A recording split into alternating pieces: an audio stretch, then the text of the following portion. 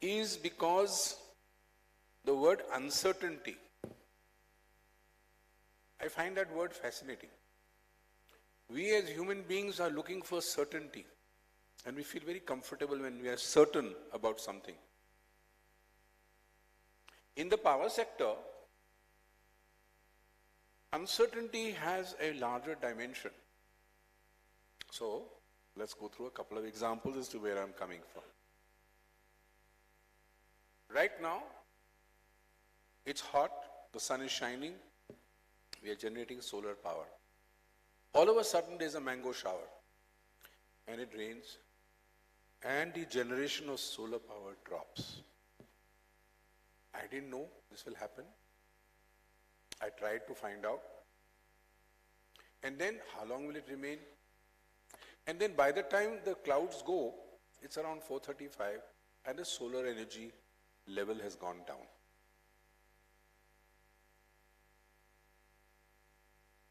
Uncertainty also comes when all of a sudden demand picks up for local reasons, maybe agriculture, maybe otherwise. I remember in the 80s, on Sunday morning, we used to have Ramayana. On Sunday morning, if by mistake a grid tripped somewhere, people would run to the substation or wherever and protest and almost get violent. Interestingly, in the 80s, late 80s, during Sunday, the load was in a certain manner consistent because everybody was watching TV. So human behavior, certainty matched with uncertainty, and then let me weave it into today's problem. Today's problem is this.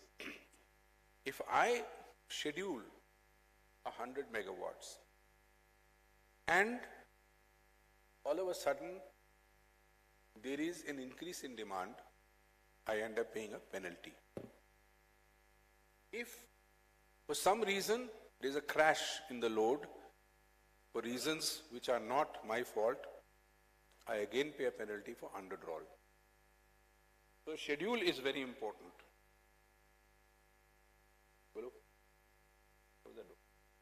Schedule is very important. So accuracy of schedule is what we are looking at. And we want to use artificial intelligence, we want to use machine learning and the latest techniques to make sure that we stick to the schedule. This includes weather data, satellite imagery, all kinds of inputs to make sure that our schedule is accurate. Because a penalty for inaccuracies can go as high as, I don't know the latest number, 20 rupees, 21 rupees? No, 10 is the power this time. I'm talking about the penalty based on UI and the market clearing. All right, as per Satyajit, even if the UI is 48.9 and market clearing price is $5, he feels that it'll be less than 10 rupees. It's fine. So 10 rupees for what? For schedule being inaccurate. So I'm not going to collect money as a discount from the customer because of the load crash. Yet I have to pay 10 rupees. So it's a complicated subject, and I'm very happy that we have some experts to speak on this. And I find AI fascinating. We have used AI in this conference. We had Mr. Nikola Tesla talking to us yesterday. We'll have him talk to us today also. And Mr. Tesla is recording whatever we are saying at the end of the session and giving us summaries as well. So before I thank Mr. Tesla, who would like to go first? QNext. Avdesh is the founder of a company called QNext, and he's been busy in trading powers for the last 20 plus years, including the international market. He's lived abroad. And you can tell us about your educational qualifications and all the fantastic degrees you've got, and then you can start off on the presentation. Avdesh Kumar. Thanks, Mr. Dhal, for such a elaborate setting up the stage for this session. Just to give you a brief about myself, I did my degree from ISI, Indian Statistical Institute, where from I did my degree in statistics and math, and subsequently I moved to economics. So that's brief about my educational background. What I do for a living, AI is my bread and butter. That's what I know, and that's what I do. We focus on three sectors: energy, agriculture, and water, and we believe that these three sectors are highly integrated, and we'll see why. So now, as you can see, the title of the discussion I've kept Future of Energy and the Era of New Energy. Now, why we say new energy? Both of the kind of things we are seeing happening on the generation, transmission, as well as on demand side. Now, you just take a break for a moment and think of where do we think the new demand for energy is going to come from. And for the moment, let us think of urban demand. Now, we already have everybody getting the lighting. Lighting is sorted, cooling is sorted, everybody has ACs. So this new demand will come from a new age appliances, right? So we had, think of EV, for example. It's a very interesting asset. It has got a demand which can be moved around. So in a way, it is flexible demand. Unlike, for example, lighting load, which is linked to your sunrise and sunset time, EV load can be moved around. Of course, it depends on the individual. So in a way, it's a flexible load. Similarly, you have these solar PVs, which are behind the meter, which is even more interesting than, typical large-scale solar, which are coming behind the meter, meeting local demand. So what you get to observe is the net, and that is what is observed by the network. So the network load is a net of what is the actual demand of the consumer minus what he's meeting locally through his behind-the-meter photovoltaic cells, right? And hence, what is happening is it's making demand and generation both invisible. So that is, in a way, the new network is dynamic. So the moment I put a panel on a rooftop, that network is not the same anymore, both from the demand as well as from the generation perspective. So it's not about just adding capacities, which are aggregated capacities, but also these, what we call the distributed generation. And similarly, when you think of EVs, now that becomes interesting. Is it a demand or is it a generator? Because I can move that around, right? So when in the need of hours, if I could ramp up a capacity to meet that extra demand, that we call generation. Similarly, if I can move around demand, when the generation is available, it's equivalent to having a generation capacities. So hence the definition and the distinction between what is generator and what is a consumer is going to get more and more blurred. Because as we look at this new energy or the new demand, which are appliance driven, which has got what we call the local storages built in. For example, EV has got a storage, and which is significant in capacity, right? Similarly, think of your laptop. You can charge it, and then you have a battery. Now, not many of you know that modern laptop that you have, you can light up 8 bulbs for 2 hours with a laptop fully charged. Okay, so that's very interesting, and that's what makes the new energy extremely exciting, both from the demand as well as generation perspective. Now, the moment we start looking at these assets in terms of these nodes, which can both be generator as well as consumers, and these generators are the consumers, because they're flexible, they're both in a way, the thing starts getting extremely interesting. Now, and what is the role of AI? And as we see these kind of things coming up, if you think of humans, what separates humans from any other species on this planet who cohabitate this planet along with us? Ability to collaborate.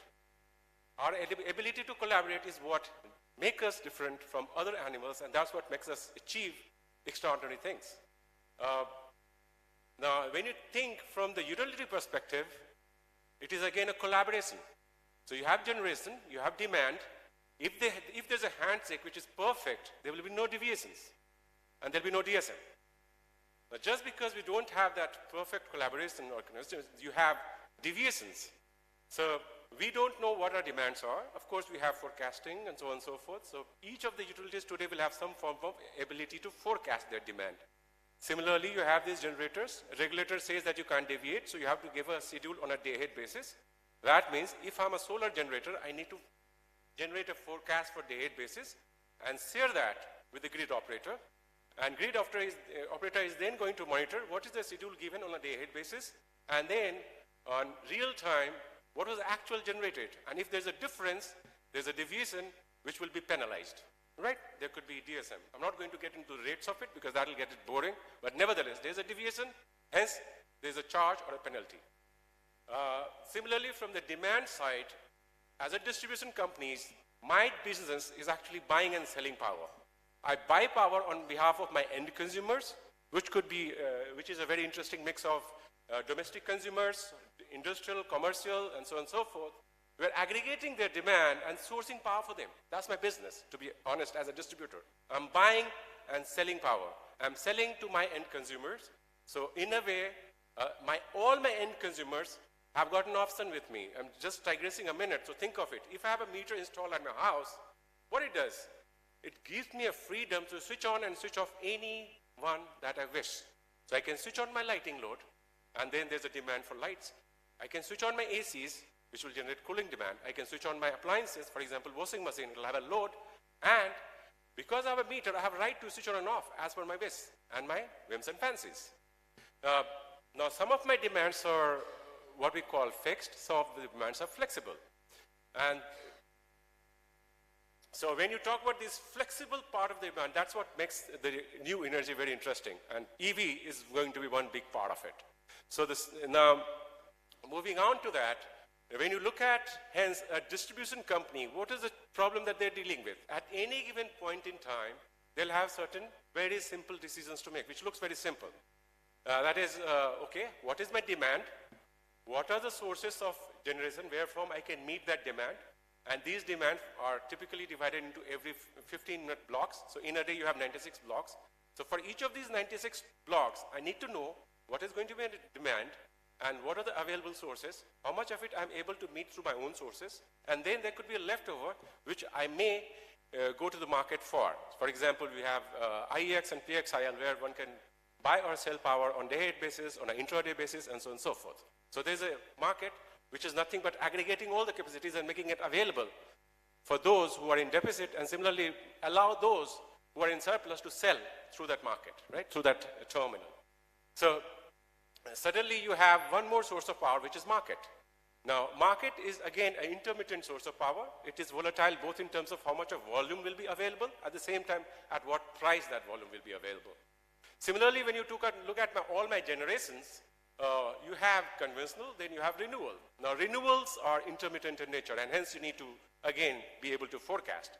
Now, you have all these bunch of uncertainties to which these assets are exposed to. So, for example, in the preamble, Mr. Dhal took an example of solar. So, solar, of course, is exposed to the sun sign, the solar intensity, right? So, if it goes up or down, that will determine how much of generation will be available. That makes it intermittent. And add to it the climatic changes that we are seeing. So, that is making the climate more volatile. So, suddenly, all those sources which are exposed to weather volatility also becomes extremely more and more volatile. So, when we talk about energy security from these sources, then what are the alternate? Of course, then we have storages, right? So, storages again could be at a grid scale, or it could be distributed. For example, EVs are a distributed source of storages. Now, what it allows me to do is store power when it is available in plenty and use it when the power is not available. So, as the intermittent sources, which are nothing but RE sources, their proportion in overall energy mix goes up, we need these storages, and these storages could be of two forms. So, we need to have the ability to move the demand. That's one part of, in a way, then becomes a generator. And secondly, also to be able to store power when it's available and consume it when it is not available. So, for example, battery can store power, and then I can consume it when the sun is not available. Now, yeah.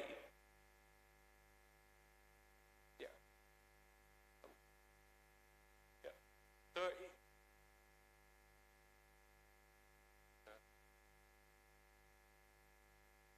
how do I move? Yeah. Perfect.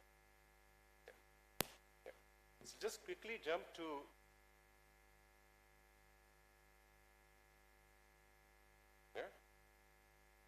you see it. Oh.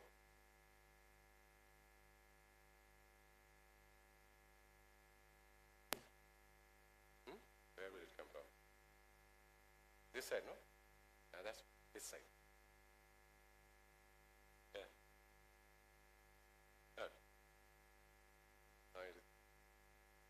Down button? Yeah, perfect. Now, so this is your, this is what typically your, India is very interesting. I'll tell you what, we have one big storage, which is agriculture, right? We call it storage because I can move that demand. So I can, for example, we were talking about moving all the agricultural demand to the solar hours, right? So that we can move, so that we are able to meet that demand through solar sources. So when we talk about India, apart from all the other challenges that I spoke about, we have one more source of uncertainty, which is agriculture. As I say, it's a battery, but an extremely volatile battery. So a little bit of rainfall in some part of India, which is, say, a heavy consumer of energy, say Punjab, Haryana, or even Karnataka, which has 40% of the demand coming from agriculture, suddenly a little bit of rainfall in a winter season can take away that demand. And you're talking about thousands of megawatt of demand which was available disappearing. And that creates a havoc for the grid. This is what we're talking about, the new energy, which is basically the pluggable loads. So EVs are very interesting. We'll talk about that briefly as we go along. And this is what AI is. So AI, think of AI not many, so there's a lot of confusion around AI, what AI is all about. Forecasting has been there since ages. Maybe the tools and technologies available to forecast have changed, but they were there. So what is AI? Optimization has been there. We have been taking various kind of optimization decisions.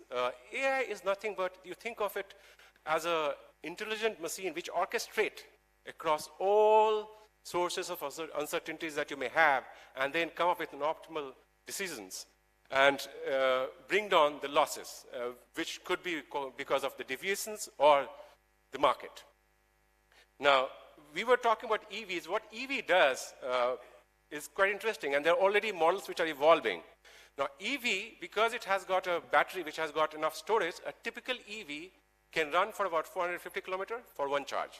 So, and on an average, you're not going to drive for more than 50 kilometers. That is about 400 kilometers of charge is available in that battery. Now, you have two models which is already being done as we speak. One is what we call vehicle to grid. Second is vehicle to house. That is, can I leverage these distributed assets which are storing energy, they're a storage device, and aggregate those in such a way that I'm able to use that to give some support to the grid when we need it, right? Similarly, one is vehicle to grid, second is vehicle to household. That is local storage. Can I use that to meet local demand? The example that we took, for example, a laptop is enough to light up 6 bulbs for 2 hours. So,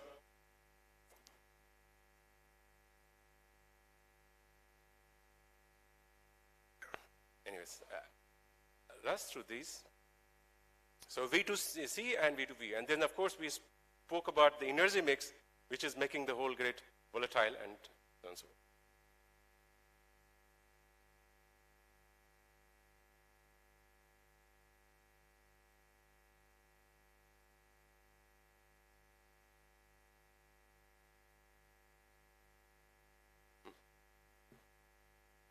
It's going in cycle.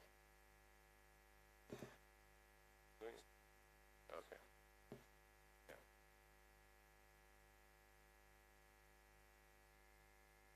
I'll come to that. So I'm not going to touch upon that. They had kept a slide for a digression. Anyways, so now, so this is what we're talking about. So when your network is changing every day, so every day there's a rooftop which comes up, your network is not the same. It has affected both the demand as well as availability, as well as your demand curve. That is how much of demand for which block that have changed.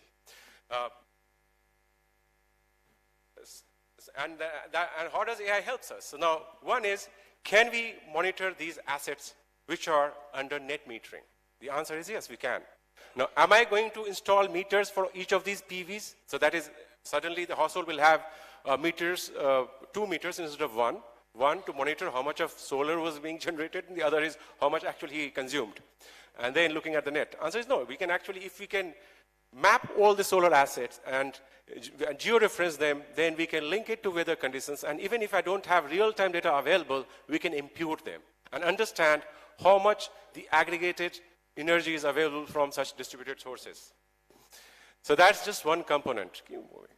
So it allows us to integrate these distributed generations as a part of overall generation and brings visibility in the network in terms of how much of actual demand is there, how much of actual generation is available, so that we can understand how much of the actual demand was affected because of weather change, or how much of generation was done because of the weather changes. So goes for the wind generation. Again, we need to understand how that is moving up or down with respect to generation, but that is a less of a challenge because unlike solar, it is not that every other day there could be a wind generator which is getting added on a rooftop. That is not possible. So wind typically are aggregated, so it's a less of a challenge. People think wind is more of a challenge. Soon they will realize that solar is a much bigger challenge than wind could ever be. We talk about India being special purely because of irrigation load. Now this irrigation load is extremely, extremely challenging. Think of what all will affect my demand for energy if I'm a farmer. The kind of crop that I grow. So for example, sugarcane is a water-thirsty crop. Vis-a-vis, say, growing maize or barley during, instead of say sugarcane, I can grow two crop. One is a kharif crop, so any which ways that is rain-fed. So we'll have no irrigation demand. Then I grow another rabi crop, which is a winter crop. Now that winter crop will have irrigation demand, right? So for the whole year, part of it is met through rainfall, which is rain-fed crop. There's a part of the season for which I would have irrigation demand. So for example, if you look at northern India, most of their irrigation load is during Rabi season when they're growing wheat, which is a winter crop. So what it means is that as a utility, suddenly I need to worry about who is growing what crop. Is that I need to worry about who is growing what crop? No, we can simplify that problem. We say, what is the change from the previous season? So for example, in last year, if 40% of the land was under, say, wheat cultivation, what percent of that land parcel remained under wheat and what percentage changed to some other crop? Why that is important for a utility? Because they need to understand for the coming season how much of irrigation load they need to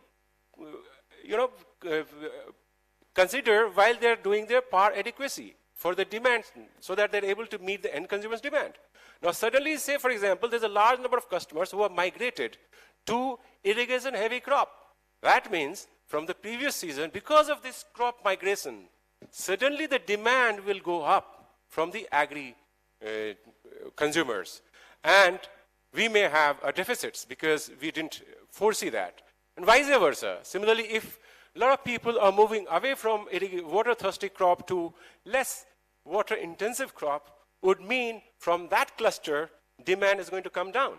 Now, if I don't foresee, I will again end up in a situation where I will have deviations from that actual demand. So hence, that becomes critical. Now, this is what a utility would be struggling on any daily basis for each block. You're looking at, okay, I have my consumers, which could be of all kind. From each of these, I aggregate the demand, and I forecast them. Then I need to meet that demand. My sources could be multiple. I could have conventional, which I can control. Then there are RE sources, which are intermittent, which I need to generate a forecast for. Then I need to ensure that I'm able to meet my end consumer's demand at a least possible cost, because just meeting demand is not enough.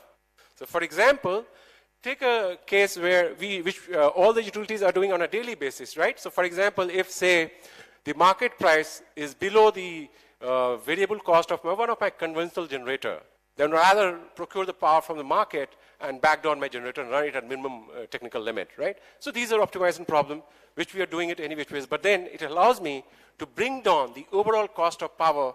Hence, the per unit cost of meeting the load comes down because of these optimization that we do on top of these forecasts that we have available.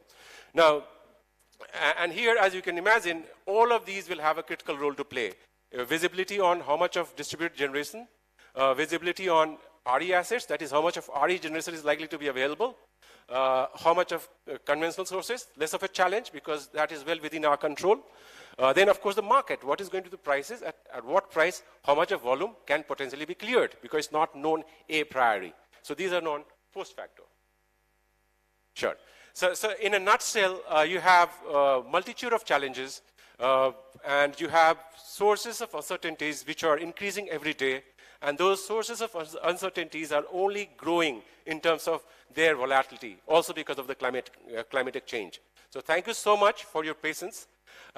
It's more about, as we move along, energy security is changing its shape and features. Suddenly, it is not about uncertainties. For example, if you talk about tomorrow, say, 10 years from now, will it be about not getting oil or coal from some places, or gas? Maybe not. It will be driven by climatic changes and how we are able to handle the volatilities that it poses on both the generation as well as on the distribution side. So thank you so much.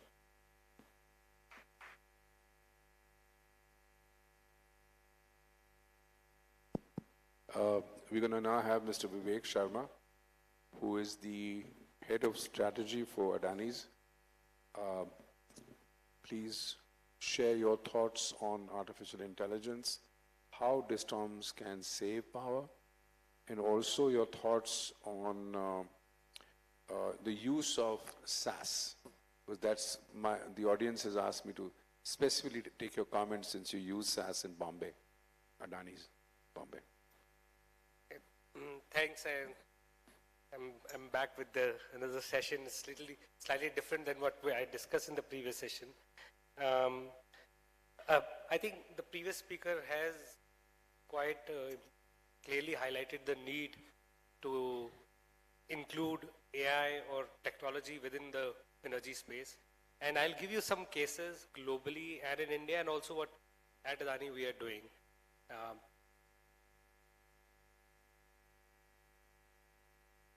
So, from a layman perspective, I thought the audience is diverse. We normally mix AI and MI and we use it together or interchangeably. But AI is simple, it mimics you, just put it simply. It mimics, whereas MI is more a subset of it where it uses algorithm to actually do some actionables. So both are together, but AI is slightly more broader and ML is slightly more a step ahead to do the prediction.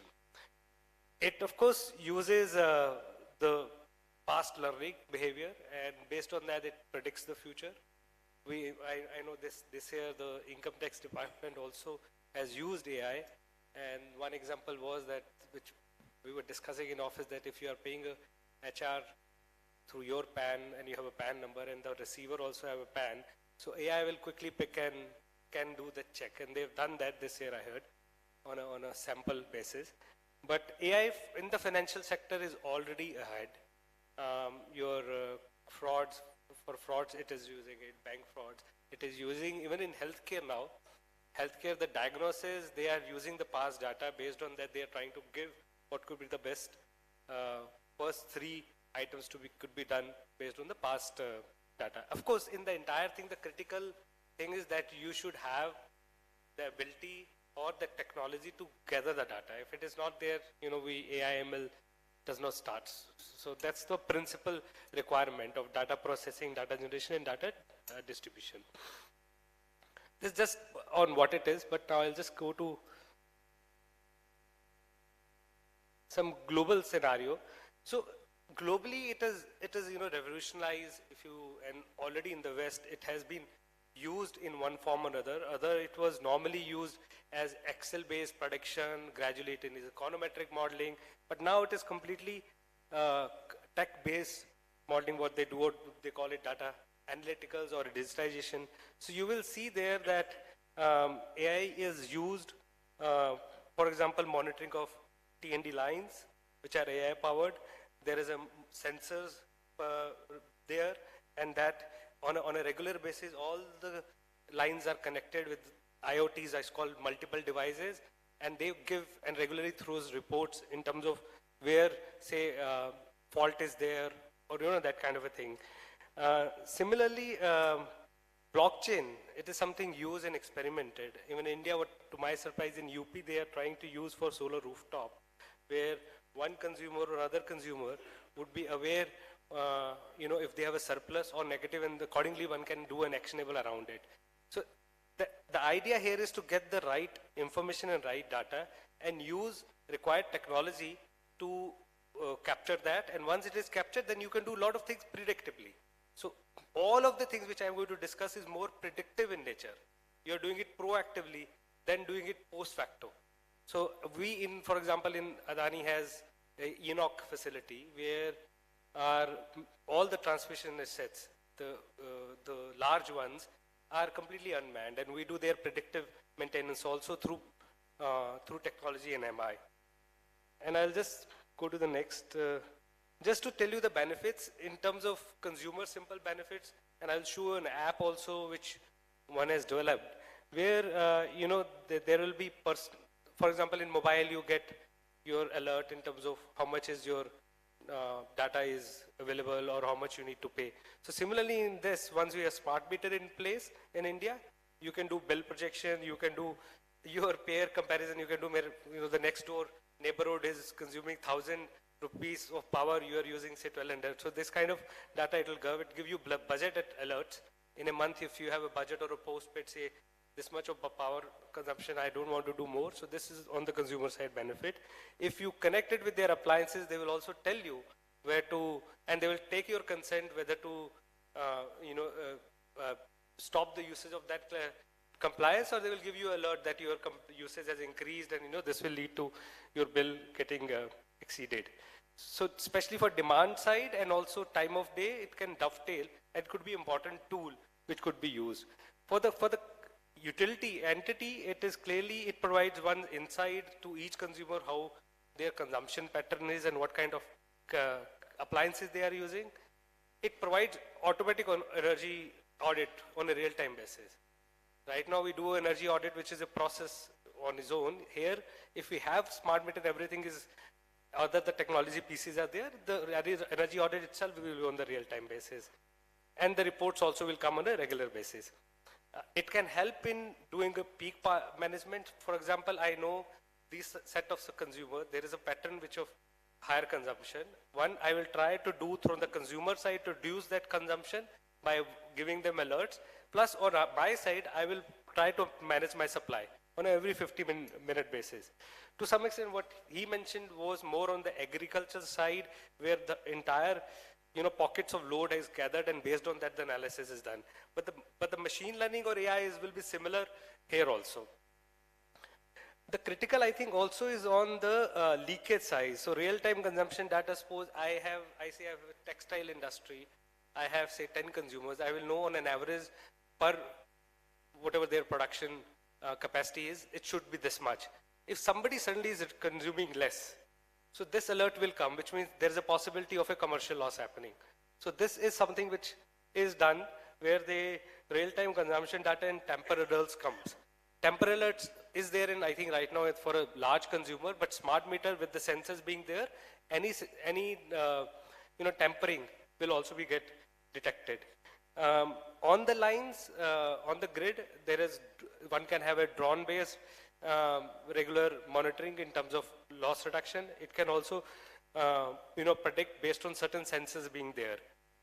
Payment default, I think it is something which is, to me, it's more of a financial thing which they are doing for credit card industry or bank industry, which will be used in case of smart meter also. Some of the other use cases, Siemens Gamesa, for example, has used predictive maintenance to reduce and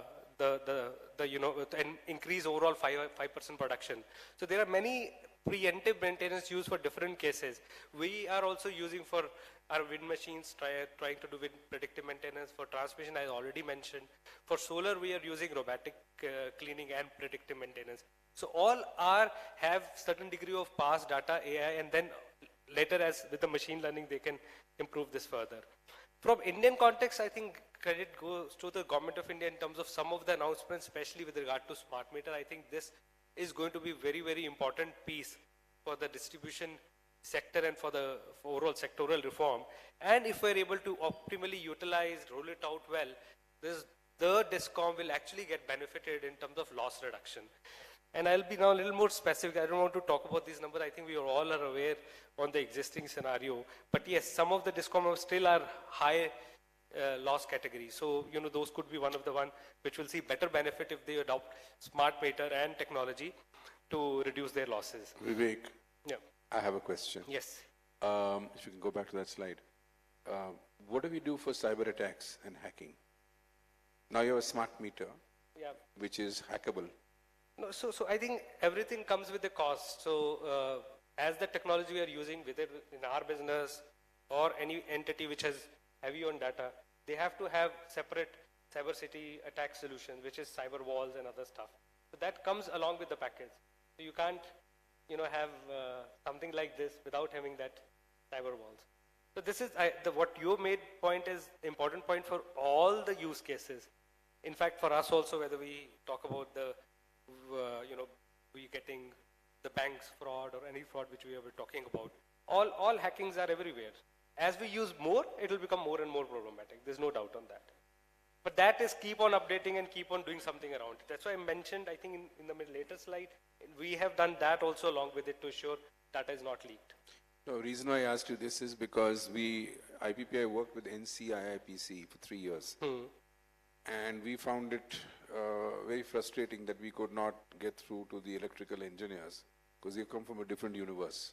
Cyber is a different universe. And so why I asked you this is when WannaCry happened, I was in England, sitting in Cambridge with the top cyber guy.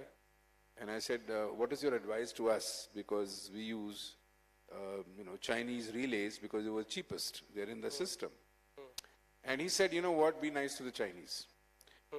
Okay, I said, why do you say that? He says, because they're so deeply entrenched in your system, right from the relays and right from the PLCs, the programmable logic controllers and power stations and all that, that this is something which I thought I should raise here that... No, I missed out mentioning in this slide that globally, I think the entities which are using, they are also having this cyber security and analytical within that thing. The machine also tells you that if there is a possible intrusion happening or not happening. So they did their predictive there also. It's all, this is a frequent updation required as, we get it for our IO system, mobile system. But there is an effort to eliminate the vulnerabilities which will come along with any of this product. It can't come without, it's an important point, any product will not come without this. Okay, so I just finished the sentence. Then we said, okay, how do we fix the problem of the programmable logic controllers? He said, you know what, you're buying a Siemens PLC, but the parts inside are Chinese. Okay. Achha. Then I said, all right, how do we test it? So we talked to VJTI in Bombay. They said, you can bring one PLC, pull it out of a plant, if they give it to you, NTPC or somebody, we'll test it. But please understand that every PLC is got different little bits and pieces inside. So it's not the same as the next one. And one power plant would have, 100, 200, 300 of these damn things. So I just thought, let me just... No, it's interesting. I don't want to name the place, but I was visiting one of the cell manufacturing. And of course, the entire technology was Chinese. We still have to rely on them. We were having a joke that we will not speak anything, will not carry our mobile because they will take all the data or they will hear what we are talking here sitting in China. But that's all real. That factor is real, but we have to keep on working. There's no solution to it. We have to have some predictive cyber attacks alarms with us. Okay, coming back, I think this is a great story could be, and I think Lok sir is there. It's during his tenure this particular thing was rolled out. So 10 crore, close than 11 crore of awards has already happened on the smart meter side. In fact, we at Adani, I would say, has 20% of that is with us. Around 2 crore of meter we are going to install and roll out. This is certainly, if somebody dovetails it well with the entire ecosystem, this will help in reducing the losses. So how it can do, one, as I mentioned, it will have a real-time data from smart meters. The patterns, behavior, and the average, or there's law of average, all those could be included. Plus, the most important thing is if I tag this with the permission of the customer with their home appliances, I can also help in demand side management. Can tell your peak has come, or your consumption of 2 ACs now it's third. All those things could be done. But from sensors to automatic real-time consumption pattern to the real-time also detection if the collection or payment is happening, all those things could be now easily done through this particular tool which will be sitting in the customer's house. Would you be able to also sort out his residential power consumption by setting his AC I'll at just go to temperature. that slide. वो भी बंद कर दोगे क्या? This If he doesn't pay, you'll disconnect him, yeah, correct? so that we'll disconnect. So this is Huh. something we are doing in BEST. BEST is the first one. So current feature we already tracking energy uses, real-time consumption update, pay and track bills. Of course, that's very easy. Check balance, and this is again easy. Right side, which you are right now adding, is smart analytical. So what we do, we personalize energy consumption trend, alert on usage, which compliance you are using more, alert on higher consumption or lower consumption to detect theft. So I can know that there is something suspicious happening, so the DISCOM can accordingly act on that if they want to. Smart home solution, which I mentioned, will help you to connect with their appliances, and if required, if they give the consent, you can actually reduce the some of the consumption pattern. And yes, you can disconnect it as the feature comes. This is a good DISCOM. I hope that issue will not come. But in other DISCOM where we are going to roll and higher loss will be there, this could be very, very effective tool, because you can't avoid not seeing this data and wait for a file to come in months. This will be real time. So if the person who is going to use this data or the dashboard is effective enough, they can use this very well for reducing the loss. What happens if he doesn't pay you over the next 5-7 years? At least not pay you on time. No, then what I will do, if somebody is not paying on this much, there will be trigger one, escalation one, which I call S1, S2, S3. S3, maybe CMD of UPPCL will get that this customer is not paid and no action has happened in 15 days. He will. No, DISCOM not paying you, sir. I said DISCOM not paying to generators. Let's get down to basics. Sir is sitting here. He's running UPPCL. Sir has done the biggest thing for the sector by introducing LPS rule. It's one of the clearly effective thing where I think IPPs are quite happy. They after that has been paid relatively better. It's not the situation which was 2 years ago. मेरे simple जवाब दे दो, आपका lease है 7 साल, 8 साल, 10 साल, आपको बीच में पेमेंट नहीं मिला. किससे नहीं मिल रहा? डिस्कॉम से. डिस्कॉम को पैसा नहीं है यार. आईपीपी को नहीं मिल रहा. Not IPP, I'm talking about smart meter payments. I think, okay, that's a different question. So there the contract again has been designed very well, I would say. That contract is that it is escrowed. The amount of the consumer is escrowed. And to that extent, I think I don't see a concern DISCOM not paying, because there is a escrowed amount. This will be escrowed to the person who is doing it. We had 27 escrow accounts in Maharashtra in 93, 94 for Dabhol. एक पैसा नहीं मिला, sir. That is different. That's a different. I'll tell you why it is different. I think Alok sir can tell this is a little different. There, the payment gateway also belongs to this entity. The payment of first that consumer will go to that account. It's not in that case the way what you are mentioning for the other thing. It's a consumer level. Different. And plus, of course, there is upfront money which will come through the grant which is there in this scheme. So that also helps to stabilize for some period. And after that, I would assume it will become more of an annuity business for a smart meter provider. Okay. One last question. I'm sorry for my interactions, and I know you're running out of time. Smart meters raise my electricity bill, consumers saying, number one. Maybe right, maybe wrong. How do you counter that? Number two, the cost of smart meters is being charged to me as a consumer in some cases. I see this has to be looked at from the returns which will all be there. I think the overall returns for DISCOM is phenomenal. It is not the investments are high. I know people mentioning this, that a meter costing 3,000 or 4,000 upfront, but it is not charged to the consumer this amount, one. For DISCOM, I think they know from return perspective, as I'm saying, if they are able to do some actionable, there will be clear curve reduction on the losses. And easy will be the commercial. Second, of course, will be the technical. Okay. So I'm saying identify suspicious pattern in energy consumption, tamper data might, indicate unauthorized access. A lot of things could be done. Anomaly detection. This is all nuts and bolt. If I go to the meter, can be done, can be come out. And systems are very, very intelligent. This AI and ML machines are very intelligent to give that. This is on the commercial side. I think technical I have mentioned, and technical, even if I have to give you an example, this is Enoch. So here we do real-time monitoring of our operating assets across 12 states, sitting in Ahmedabad. Granular performance insights, sitting there, predictive maintenance to optimize mean to between failure ratio, and it is almost unmanned. So it is for a real-time activity through cloud and Google ML we are using. I'm just showing this because this is already done 2 years, it's launched, it's successfully done. Same will be replicated, can be replicated for Discom. Same could be had another extension where, as I mentioned, you can club it with the consumers. Or everything entire, from generation till the end of the consumer, everything will become real time.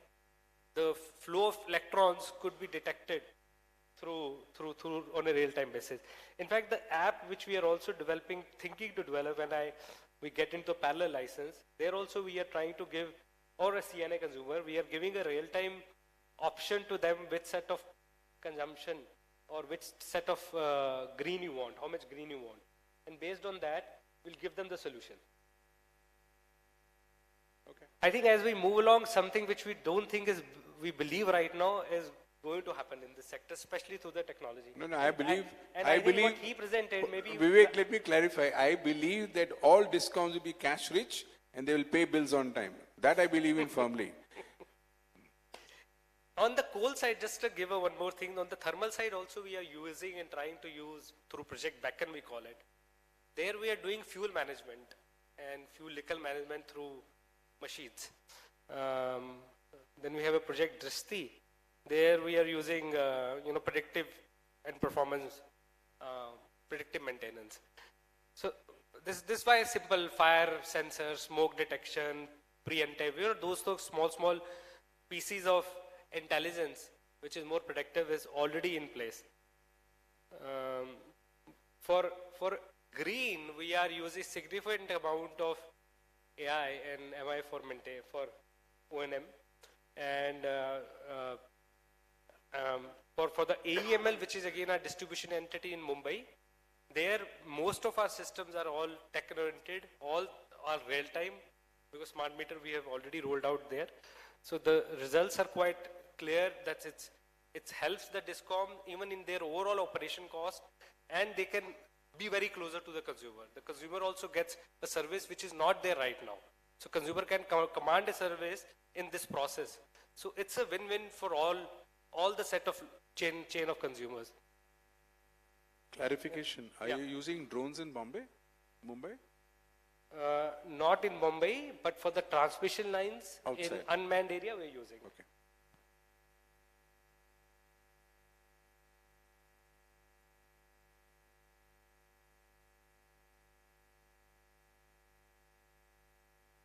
I mentioned transmission. Questions. Quickly. He has to go. After Two small questions. One is this getting into the process of flow of electrons to and fro. How much capacity of the phone will be consumed by the app that you would develop and give us?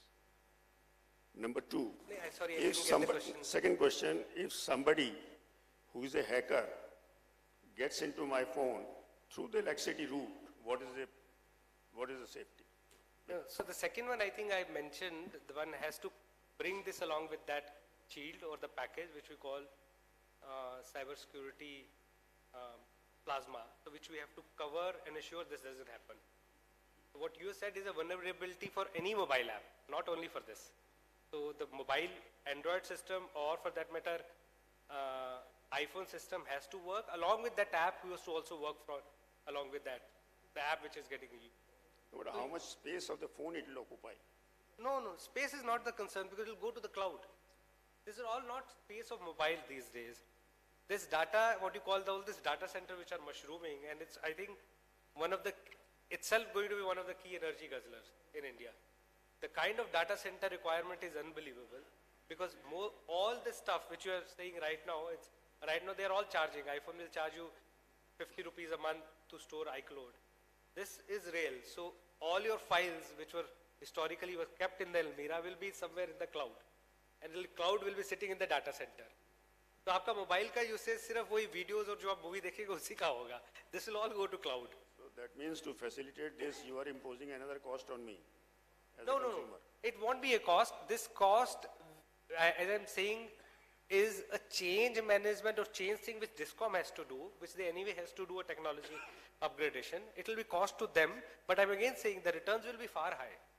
No, but as you said, I had to take a package from the, नहीं, आपको the consumers को ये पता ही नहीं लगेगा. that 50 rupees a month. हाँ? नहीं नहीं वो तो मैं सर iPhone का बात कर रहा हूँ. iPhone iPhone का data if I have taken 256 GB or initially I has to take 32, I realized तो खत्म हो जाता था. At that time I used cloud, so it was a trap. But now I've taken the mobile itself with a higher space. But this is for us for iPhone. But for the companies who are rolling this out where data is going to be their bread and butter, they will have data centers to keep their files. And they will be sitting in a cloud. So they will give you real-time information. Consumers को इसका charge नहीं होगा. In fact, I am again repeating in 2 to 3 years, it will be beneficial to Discom. in terms of Ashok, return. question. Yeah. I heard that you're leaving. Are you leaving immediately after the talk? Yes, he is. Okay, then this is the right time for me to mention this. I'm missing somebody, you know. Normally, before any conference, Harry and I talk, and we say that we have to get somebody, not from power sector, who will say something very exciting, and the whole conference will be very exciting. You know whom I'm missing after seeing you? In West Bengal, if you come, everybody talks about a lady called Mahua Moitra. Mahumitra. Mahua Moitra. So I was thinking of Mahua Moitra. I was going to ask him, shall I get her? Because she's the one who would have bombarded you with questions. You know what had happened in Lok Sabha the other day? Yeah. He passed on his ID and password to Darshan Hiranandani. No, we know all that. You know Ashok. that? Ashok, So, okay, now my question is, I know you're very close to her and all that, but you didn't allow me to bring her. You didn't allow me to bring her. She would have been very excited. we want to stick to power, not that power. Sir, I know I am predicting your question. No, my question is, we heard you before this and today also, excellent this presentation. AI has also other limitation, negative points. Like if you have AI, a lot of people will lose their jobs. We were discussing in Calcutta the other day, say generation of electricity or distribution of electricity. Leave that aside. Now in electricity, we call accessibility, availability and affordability. These three are our Bible. In affordability, do you think AI in the long future will be able to reduce the tariff that is charged to the consumer? As a consumer, that's my question. So let me tell you, it won't burden the consumer because the element of this percentage entire thing is very minuscule, whereas the returns are high. Your power purchase cost is 2.5, 3 rupees, whatever, 3.5. That's the key thing to attack, or the losses. If it reduces your losses by 5 or 1%, the consumer will be benefited. It will be passed on to the consumer. So as a consumer, you should be happy, right? That's what you're saying. It should be happy, but I'm not predicting the power purchase cost which will be originally. Okay. That's a separate part. But yes, overall management of power, management systems will be overall benefiting from this. From load management to peak management, I think he mentioned about the storage also. Idea is to increase PLF. I think in one of the slides it was saying to use everything effectively and more. Once I know where it is lying, and rather than buying it separately because I don't know, so it makes you help to know that. Left hand do what right hand is doing. It takes everything together. No, don't. There is a space there, go there. So it quickly does that. That's the difference here. Thank you. Thanks. Ladies and gentlemen, if you all have not slept, then I advise you to move out to have high tea at the sit-out. Sorry. Acha, one more session. I'm so sorry. Growing old, darling. Show me the program. Which is the next session?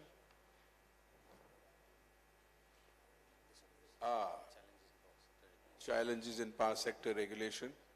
Okay, so I'm sorry. One more session here, and then we move upstairs to the sit-out so that we can enjoy having discussions in the open air. May I thank these speakers for a lovely session on AI. After having conducted hundreds of conferences, I'm very surprised with this audience. After lunch also they are awake. Something is seriously wrong. I think AI has done some magic here. Thank you, sir. Thank you for your inputs. Thank you, Avdesh. Carry on. Thank you. Okay, next session. I'm going to request Dr. Deo, Mr. Prashar, Mr. Garg, Alok Kumar Ji, our former secretary, Madam Sudha Mahalingam, former regulator, petroleum and natural gas, to come on board.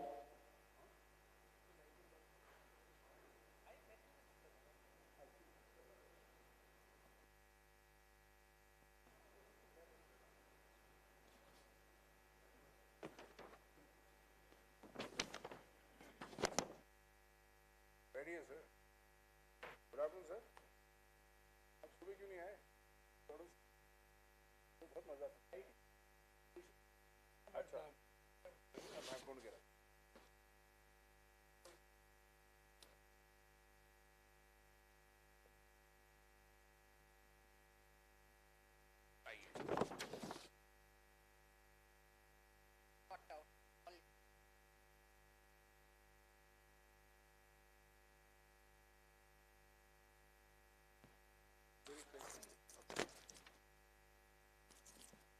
So one of the favorite subjects in the last 20 plus years since the Electricity Act has come is regulation. Regulation itself has been a bit of a issue because you're supposed to regulate something, right? But the Act talks about creating markets, it talks about all kinds of stuff. So regulations has given birth to a new breed of lawyers, some of whom will be here tomorrow, who all moved from Lambretta scooters to Mercedes-Benz and Rolls-Royces. And it has built a whole new cadre of lawyers and experts who have built this entire ecosystem around regulation and interpretation of regulation, etc., etc. The second thing I want to share with you is electricity is a complicated business. It's very complex and difficult to understand. So recently I was sharing some thoughts with my friend Mr. Khurana, who runs APP. And he was saying, it takes such a long time to explain to a lawyer the issues in electricity because they don't understand.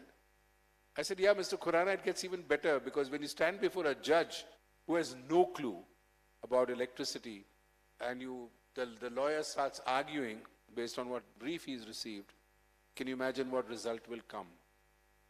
I still remember the Supreme Court had passed an order saying that since this is a judicial order, every regulatory commission must have a judicial member. Nothing wrong with that. Except in one particular case, we had a judicial member who was from a family court. So all he had done in his life was fixing divorce cases and this and that, and he became the electricity regulator. Right? We've seen regulatory commissions right from 1999, 2000, IPP has been associated, who were from income tax, sales tax, and all kinds of people who didn't have any understanding. And of course, CAG, yes. So, what is regulation? What are we regulating? And where are we going with it? Because regulation itself has now become a state of the art of managing and convincing and whatever. There are regulatory orders which are passed, which are shot down. Then we have this process of the regulatory commissions taking over the powers that be. So there's the entire idea was to create independent regulators in the Electricity Act 2003. वो ज़्यादा ही independent हो गए. So now they've taken over powers, at least try to take over power in some states, where the government is saying what the hell is going on, and you can't remove them. They have been given 5 years, full power, do what you want. So there's a lot of multiple challenges in regulation which have come up over a period of time. And sometimes people accuse the bureaucracy, with due respects to all my bureaucratic friends, most of them are my bureaucrats, that the bureaucracy has done this by design. Okay, this is done by design and they don't want independent regulators as such. The regulator must listen to what we tell them and must play ball. Fortunately, today we have Dr. Pramod Deo, who is very well known, and he's been, besides everything else, a state and a central regulator. And we also have Mr. Alok Kumarji, who was working with Dr. Deo in CRC. And I still remember Dr. Deo telling me, "Yaar, I'm trying to convince Alok to stay on in the commission, but he has gone back to his cadre. I miss him. He's a great guy."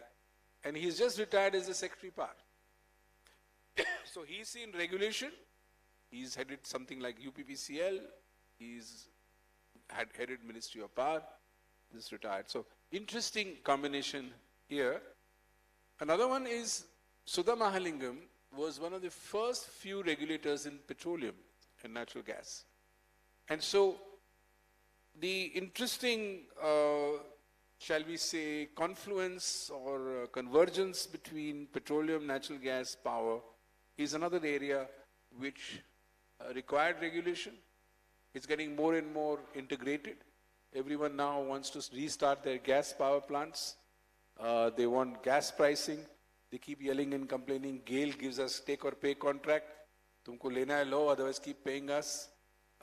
Forget your demand, we don't care, etc., etc. So whether that regulation of petroleum and natural gas, guys, is happening or not happening, God knows.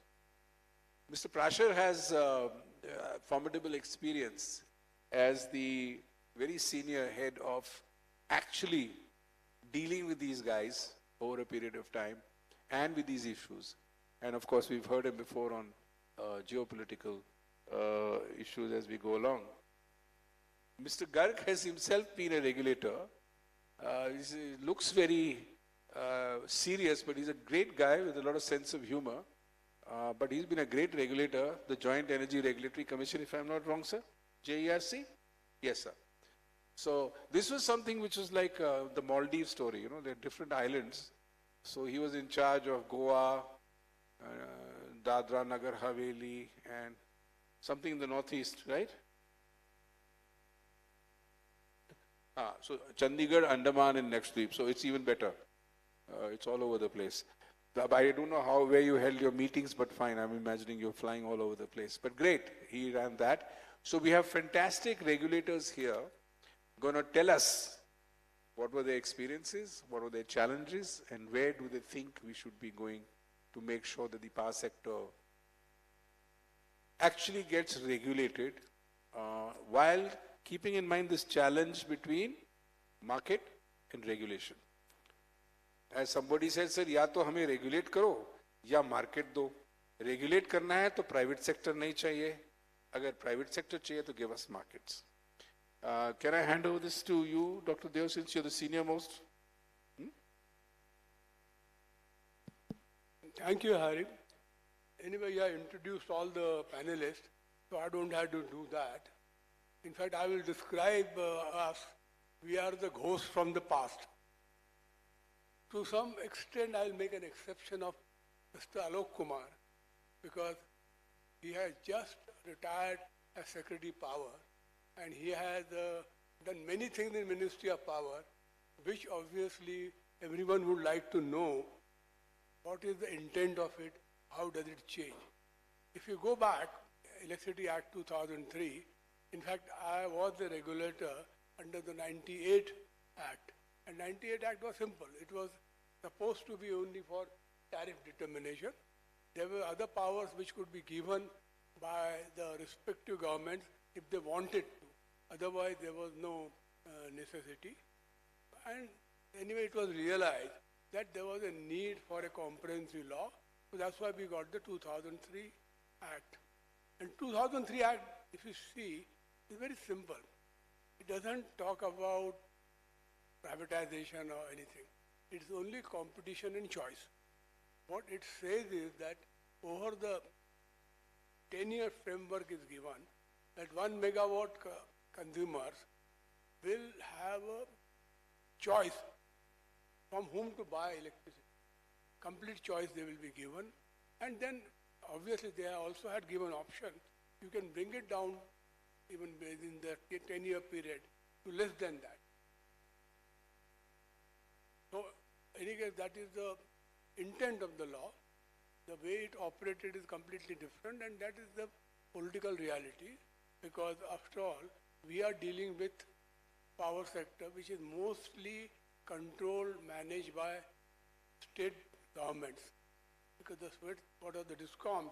They're nothing but the state distribution companies who had to be completely taken care of by the state government, and state governments have their own political agenda. So that is the real issue. Now, what has happened over the years, Ministry of Power, when I was a regulator that time only, and Alok Kumar is also aware, they had sought a clarification from Ministry of Law, and Ministry of Law has said that there are clear distinction. Rule-making powers are with the government, with respect to government, central government, state government. And when it comes to regulation, it is the regulator's domain. So, what the law ministry has said, that when the rules are made by respective government, then the rules had to be considered, taken into account. So it's not only that you can lay down any policy, it has to be done. Now it has been interpreted differently, and that's the time why I say that Mr. Alok Kumar becomes very relevant, because now the recent fiat is that now, since the act could not be amended, which is the political reality. I'm not going into that issue because that is something which we can discuss. But since it could not be done, since December 2009, when this government came, they have been trying to amend the law. They have been bringing in different drafts. So finally what they seem to have decided that through rules, they will amend the act. So many rules have been issued now. So result is that intention is very clear, but again that has created new issues. That means what is the role of the central regulator, what does happen to the act, what law says, and what will happen in the future. So I'm not going to go more into this. This is the overall picture, and that's the one where we require to understand why it is being done like this, what is happening. So, in fact, Alok Kumar is the junior most, but still I will ask him. Now, he had also done a brilliant thing.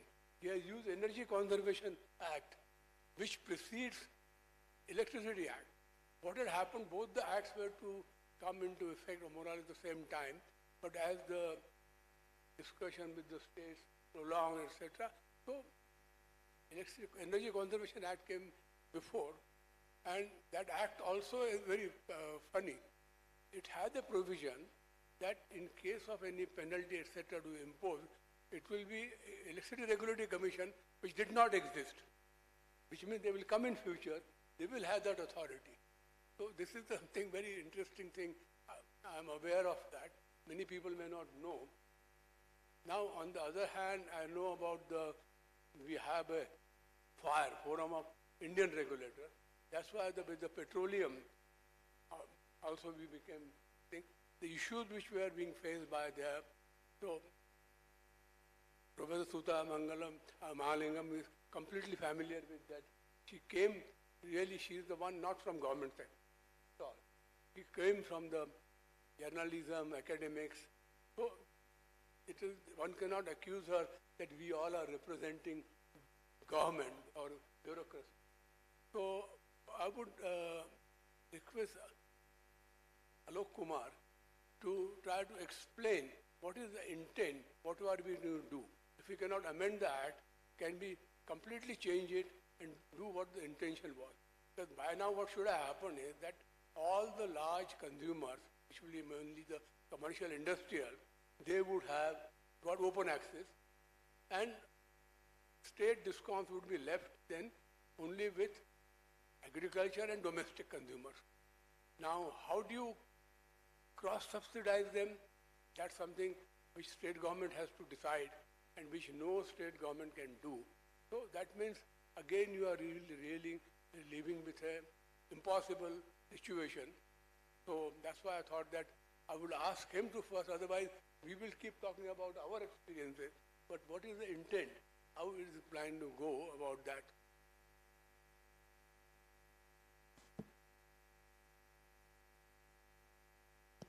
Yeah, thank you. Thank you very much. Thanks, Mr. Dhol, for hosting us. And it's a real privilege to be speaking in a panel which is being chaired by Dr. Pramod Dev, because he was my boss and I learned a lot of things, things about power sector and how to run an organization from him. Sir, you have asked several questions. Let me put it like that. There are two major challenges before the government of India. I'll come to regulation in a moment. India's energy demand is going to rise very rapidly. The projections are that energy demand will grow at 3% per annum in the next more than 2 decades. But power demand will grow 6% per annum. That's why they say the energy demand will be 2.1 times of what we have today in 2047. But the share of electricity, which is now 20%, will grow to around 40%. So power sector will be handling 4 times of energy what it's handling today. So that is one big challenge before any government at central level to meet the demand of energy for the economic growth and for our living standards. That require huge investment. I was quoting one figure yesterday, we were talking in Terry. CA has released 3 plans. One is a final plan, 2 are draft plan. The generation plan and is a final, and transmission and distribution are the draft plans. Sir, if you add up the investment requirement for power sector between 2022 and 32, it is 52 lakh crore. It is CA figure, it's not my figure. Can government meet that investment requirement? Can any state meet the requirement? So this is one big challenge, that we have to have a lot of private investment if we want to keep India running and growing and becoming Viksit Bharat. So second challenge is what we have committed, and we have government of India has committed, is about the energy transition. There are different aspects. One can say we are not responsible, our historical emissions are much less. But if you see the reality, we are now the 3rd biggest emitter, we will become 2nd biggest emitter. So when you sit in the Committee of Nations, I was chairing the G20 group of energy transitions. You can't say that I will not take any target, I will not do anything, because you are living in a world and you are also facing the consequences of climate change. These 2 challenges which Government of India and very largely Ministry Power, because Ministry Power handles not only power, it also handles the energy efficiency, because that is a very different ball game. And concurrently, the renewable energy and power ministry is also the same minister. So there are implications of this arrangement also, because they have to push renewable energy for energy transition. So what was happening, sir, the intent, say, sir, the law, the act, judicial pronouncements, they are contemporary developments. What matters is what is the challenges before the government and what is the intention. In what fashion you do it in a regulation, do it in a rule, do it in a law, do it through court. In my mind, that is not much material. Material is that these are the 2 big challenges before the country which are to be met, how it is to be done. You rightly said many things could have been done through an amendment in the Act, but you know, I should not boast of myself. So far, there have been only 2 amendments in the law, and both were done from my desk, 2003 and 2007. They could not amend the law thereafter in the last more than 17 years. They introduced bills and bills because we are a federal country and there are many issues in the power sector. So government has to find a via media to do these 2 objectives. Sir, coming to the regulation, you are aware, you are in the ministry power. Ministry was also doing the function of regulating the tariff even before the act. It was regular tariff of the central Indian stations. So this, we should not confuse the regulation and regulatory commissions. Regulatory commissions are a creation of a law and they have certain mandate, but regulation per se is a much larger task and much larger canvas, which is to be done in the context of the policy of the government of the day. Policy could be tariff policy, policy could be a commitment, international commitment, and policy of the imperatives of inviting investment in the sector. Otherwise, this thing will, we will have blackouts. We will become Sri Lanka, Pakistan, or Bangladesh. No country is, no prime minister, no minister will allow to happen that. Now, the third point is the state regulatory commissions. I am not saying regulation, the regulatory commissions. Like I was thinking when I coming to this conference, when we go for climate change, we talk of the national circumstances. I will similarly say the Ministry of Power and to some extent CRC on one side and the SCRC on the other side, they have different institutional circumstances. Law says something, but we also know how this state regulatory commissions performed or could perform. They were not allowed to perform. Whatever happened, it is before all of us. There are states where there was no rationalized tariff revision for 7-8 years, and they have a debt of 1.5 lakh crore. Who is the investor in the world who will come and invest in India when we need 52 lakh crores? So if you see most of the interventions which have come in the last at least 2.5 years, when I was in the ministry, everything was not done by me. I was part of that team which did that. They can be tracked to only 2 objectives. Restoring the financial viability of sector so that we can have investment. Dhalsa was saying, things were such that every 4th year you have to bail out, otherwise your dues. After this COVID thing, we did a liquidity infusion scheme. Within 18 months, we had a due of around 1.4 lakh crores. They were piling up. Again, a bailout. There is no solution. So we have to do a lot of things: subsidy accounting and RDSS, and then LPSC rule and fuel and power purchase, because state regulators were not doing that. Under their institutional circumstances, they are not passing the cost. Second is the energy transition. Whatever we have done, maybe it is, I can say now because I'm now retired, there has been some amount of outreach for energy transition. Let me be candid here.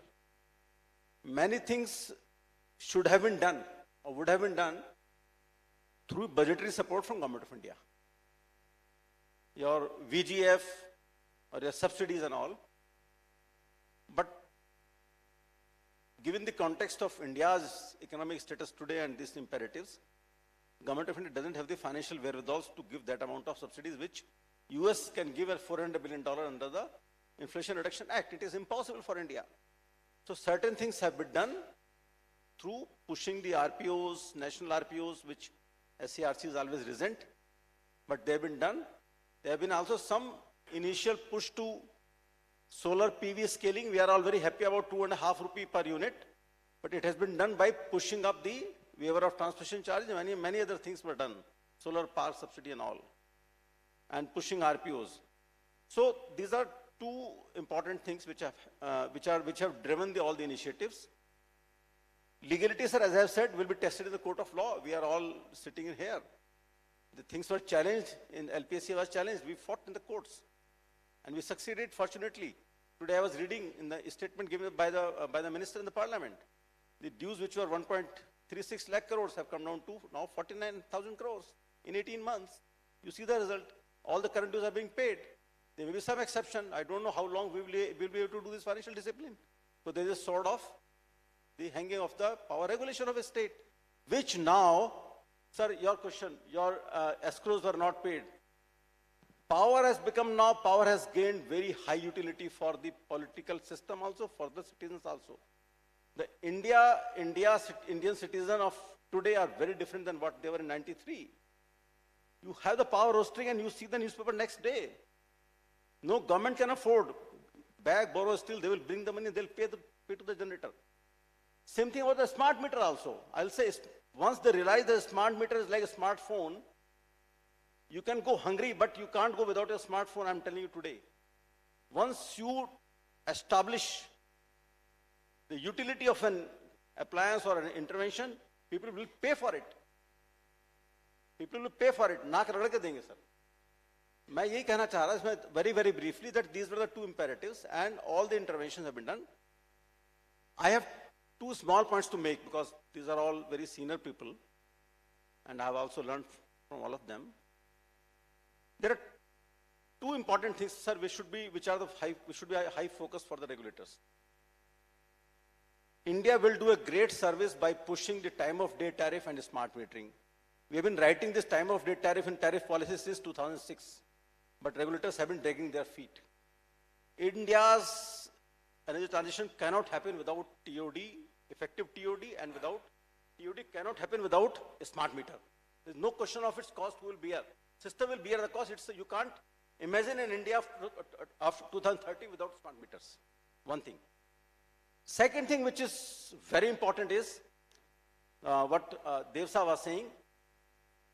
If all the big consumers are going away, who will pay, how will we cross-subsidize the agriculture and residential consumer? It's a very valid question, sir. And I got a study from LBNL on some social media only last week. I'm still studying, I've read it twice, thrice, I'm still reading it. The challenge will be how to separate your fixed cost and your variable cost. In our tariff structure, sir, regulators have been amiss to reflect the fixed cost of utility in the fixed part of tariff. You will have 1 crore solar rooftop very soon. They will be all prosumers. You will have several people who will set up green hydrogen plants, and you can't stop open access now. You have to develop markets. So one thing which is on the side of DISCOMs, that regulators should immediately pay attention to segregating the fixed cost of the utility, be it the fixed cost of PPA or be it the fixed cost of network, and that should be shared in a fair manner and recovered fully. Otherwise, utilities, we won't be able to run utilities. India has mostly restructured utilities. In US, you have still integrated utilities. And you read that report, it is frightening. It says, if they can't recover the fixed cost, how will you run the power system? All these presumers and open access consumers will ultimately come to the grid and network. And it will grow. I said, we will have 4 times of the power being handled by our system in 25 years. So we must sit up and do something to this fixed cost assessment. My strong feeling is, I don't know how will it be done.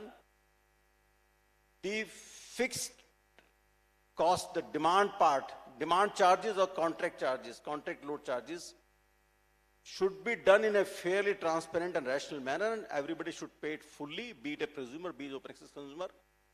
Only then we can survive with utilities, and utilities are required. India cannot do without utilities. No country can do without utilities.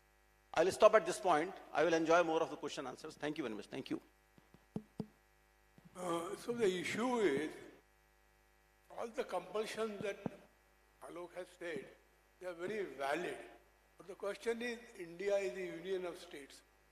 So, should not we amend the constitution and bring electricity subject into central listing list instead of continuing with this? So this has created all the problems.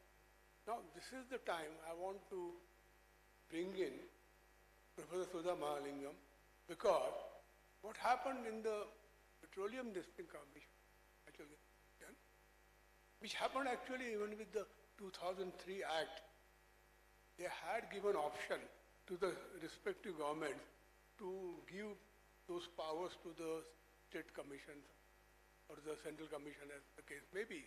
But in the case of this thing, it was again the Ministry of Petroleum which was going to decide which powers to give. So it was a very truncated kind of commission which was created. And that's why I want to bring her in, because again we are talking about now on a much broader scale. That's why I thought that before I go to my two other colleagues from the electricity regulation, we should hear what happened there. Thank you, Dr. Dev, and good afternoon, everyone. I admired the very eloquent manner in which Mr. Alok Kumar justified and defended government treading on regulatory turf. I think there is a fundamental problem with the construct of independent regulation. The way it was forced down developing countries by IMF and bank institutions when we were not ready for it. So it was a reluctant governance mechanism which didn't fit into the regular architecture, the Madisonian system, where you had the parliament and the executive and the judiciary, and there was a system of checks and balances. So this is an interloper into that architecture without any clear-cut accountability or legitimacy. And so ab initio, the regulator started with this handicap of not having enough legitimacy. But apart from that, a regulator was envisaged as some kind of a surrogate for markets. Regulation itself came in the wake of neoliberal economic policies, where we were handing over basic infrastructure, which used to be built and supplied by the state, to markets. Till markets took over, till competition took over, the regulator would mimic the market as a surrogate, and then regulator would regulate only a very small part of it, which is transmission. That was the original idea. For that, we unbundled our electricity sector and we privatized generation. The idea was we would privatize probably most of it. That never happened. We ended up with a hybrid system where, a lot of the activity is still in government sector, and you have mostly private only in generation. A few earlier discoms which were there prior to all these reforms, they continue. So you managed to privatize Delhi, you managed to privatize Orissa after the reforms, but nowhere else. So you have a hybrid system where the discom, for instance, has two owners or two bosses. One is the government, which is its owner, and the regulator, which is some kind of a teacher. Now, nobody can really serve two masters, so where will their loyalty be? Loyalty will be to the government because it's the owner. In fact, every time Petroleum Regulatory Board made an order for GAIL to comply, it would run back to the government, say, the regulator is beating me, go, shut him up, stop him. That's the kind of attitude, because most of the discoms are government owned. You cannot effectively regulate a hybrid sector. So the regulator has no legitimacy because of this hybrid structure that we continue to have. And on top of it, of course, there is constant turf war. I'll come to it in a moment. The second challenge, as I see, is regulatory capacity. Harry just pointed out that, regulators are appointed from all and sundry. Yours truly included. I mean, we all came from different sectors. In the initial days, I remember, in Haryana, there used to be a Palwan appointed as a regulator. So, well, there are, people from the sector. It's a very complex technical sector, and you need in-depth knowledge of the sector to regulate it effectively. There is no capacity, and mostly it is, treated by regulators as sinecure appointments. They are just plucked from here and there, maybe because they had to be repaid for some favor they did the government, and so they are appointed as regulators for 5 years, and they mark their time and go. And there is no serious effort to build regulatory capacity. How many regulatory institutions are there, training institutions are there? How many universities have integrated regulation as a part of their curriculum?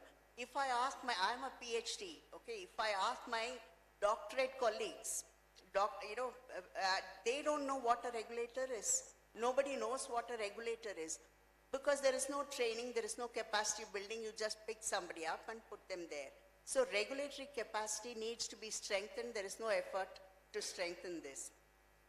Legal lacunae, of course, they spoke about it, but I think there is one particular legal lacuna I would like to talk about in the Electricity Act 2003. This invidious distinction between section 62 and section 63, where if it is a bid project, then the regulator just has to approve it. Otherwise, the regulator can fix tariffs. Now, who lays the ground rules of bids? It's the Government of India.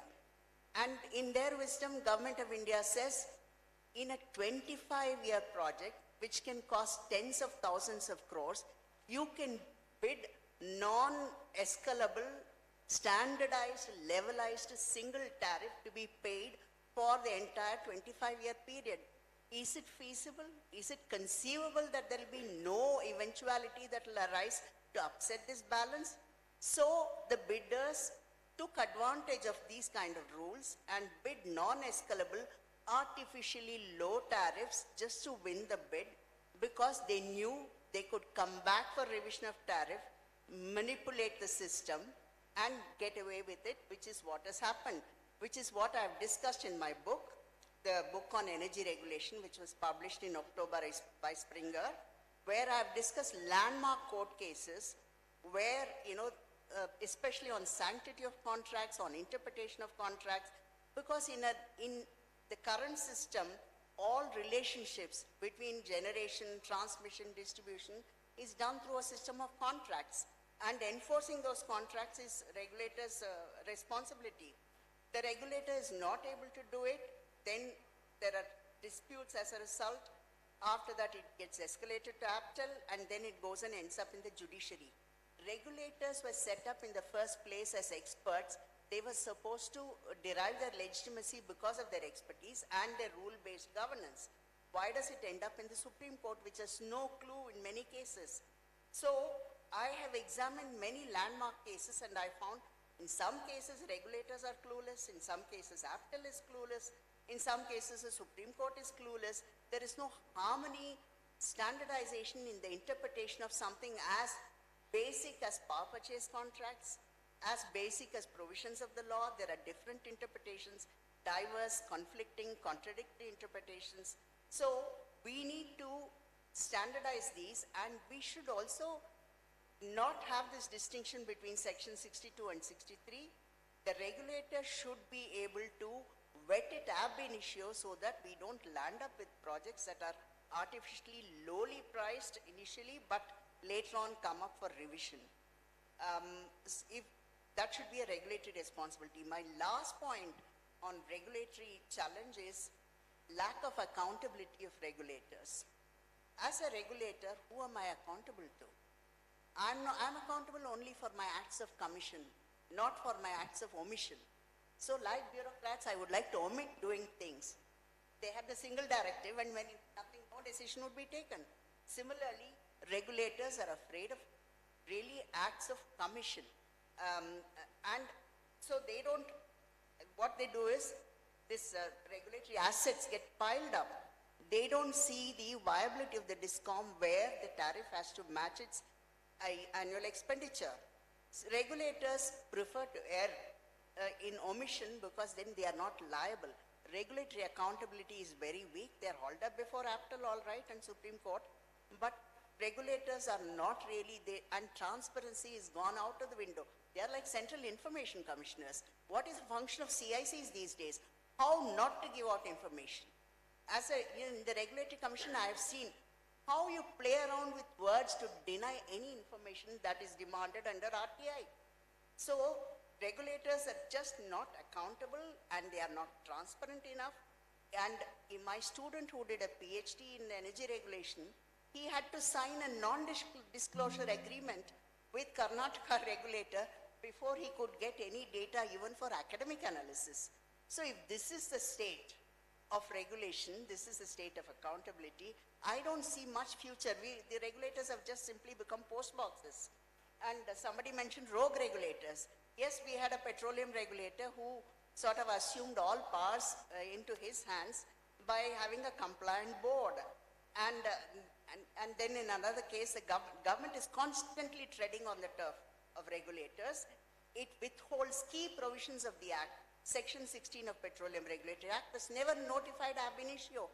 That is a key power of the regulator to license. And that was not even notified. The government can do at whims and fancies whatever it pleases. And the government is constantly issuing policy directives to the regulator. GAIL was just called and told, okay, you will build this pipeline in eastern and northern India, and you will also do the city gas distribution in 6 or 7 states along that pipeline. When the regulator is sitting, it is a regulator's job to identify where pipelines should be built, it should be bid out, and it should be given the winning bidder. That's not what happened. Government decided to give VGF to GAIL and handed over the project to GAIL.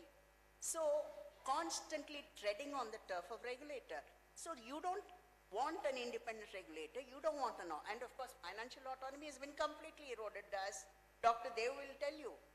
And the regulators don't even have the freedom to appoint people from the market, paying them market salaries. You don't have capacity, you can't hire consultants at market rates. How does a regulator function? The government was never serious about regulation right from day one, and so they stifled them gradually and slowly, and now all regulators have become post boxes. I'm very sorry to say. Thank you. Excellent. Thank you. You woke up everyone. May I just ask a question? No, I think we'll just hear the 2 more. अरे sir ये बहुत हम भूल जाएंगे, हम बूढ़े हो गए हैं. Okay, you can ask questions. Question is, and this is to all of you, in 2011, it was decided that all power projects will go through competitive bidding, right? 2010, I think you were there, Dr. Deo. Now, I remember in 1995, I was in ASPI in Hyderabad, and T.L. Shankar was giving me this whole spiel about how important competitive bidding is. And we produced a document from the California Energy Commission saying that you can't do competitive bidding in power projects because there are too many variables, so you can't compare apples and oranges and say this is all the same thing. I just want to understand, now that you all are retired and you have all the ideas, whose idea was it that every project now has to go through competitive bidding and that has been mandated? Can someone throw light on that?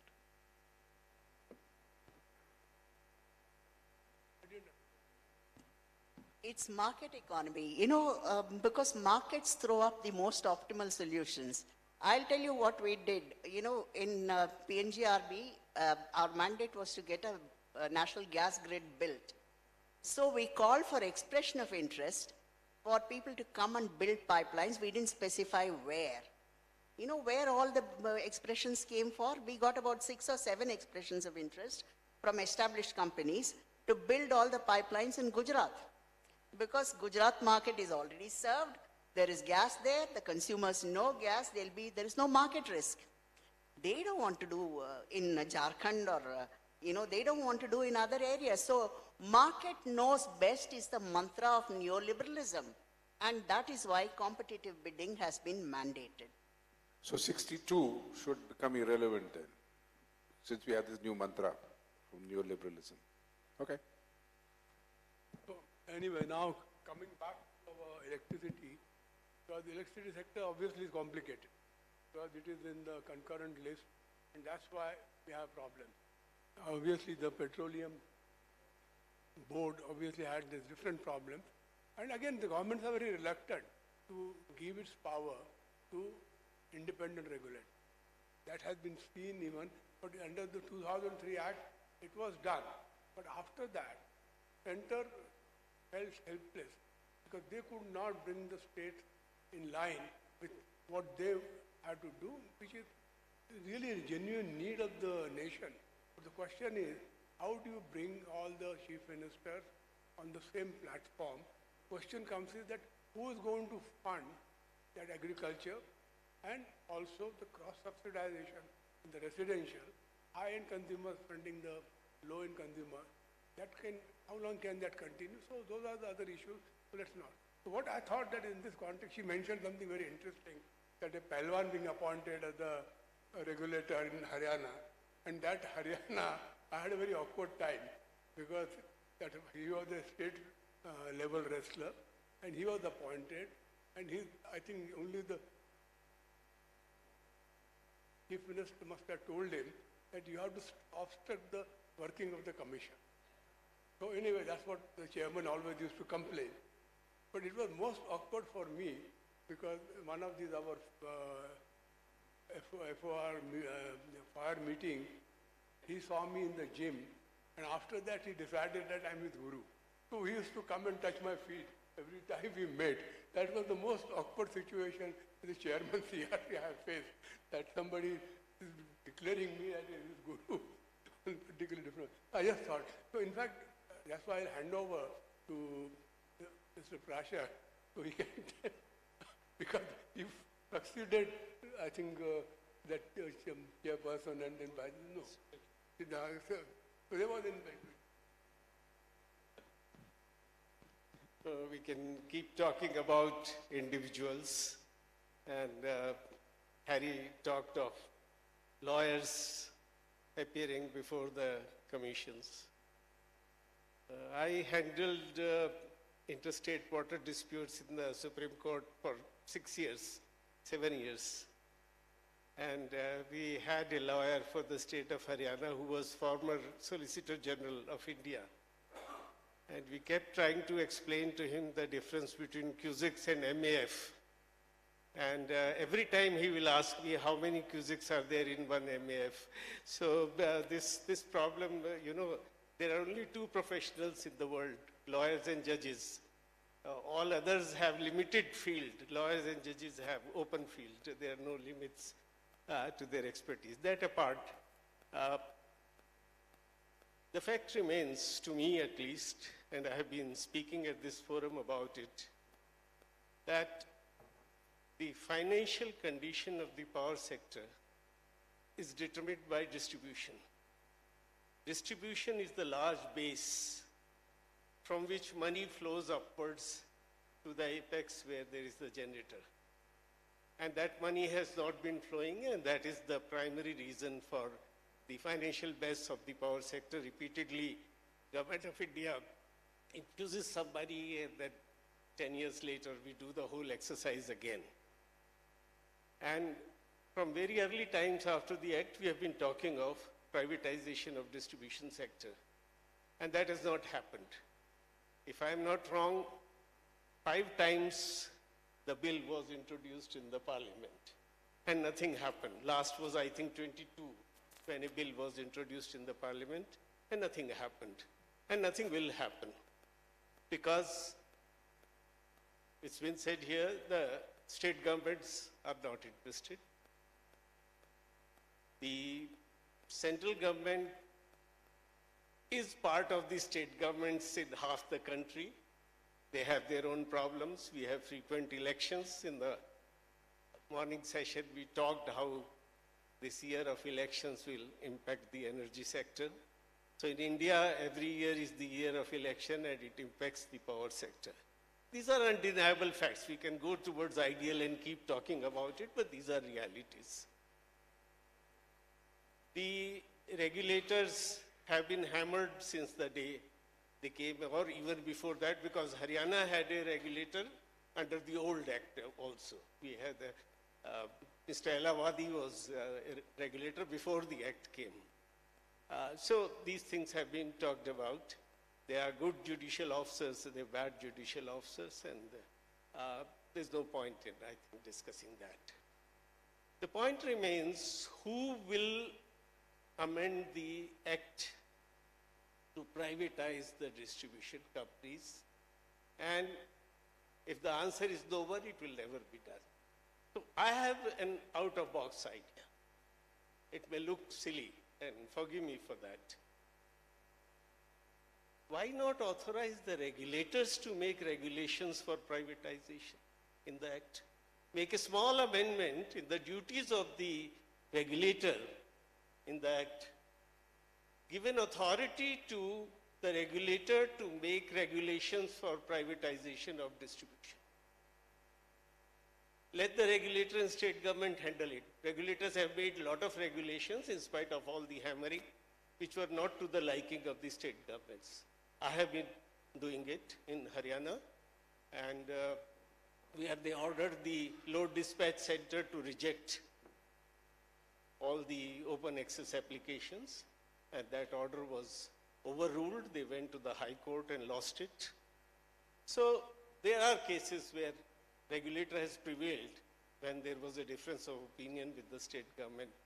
But there is a possibility that a few regulators will take the courage and make regulations for privatization of distribution sector. I don't see any other alternative, and in the next decade also, I do not see laws. There are good public sector distribution companies, there are bad public sector companies, there are good private companies, and there are bad companies. But the point is, the dominance of bad public sector distribution companies is too visible.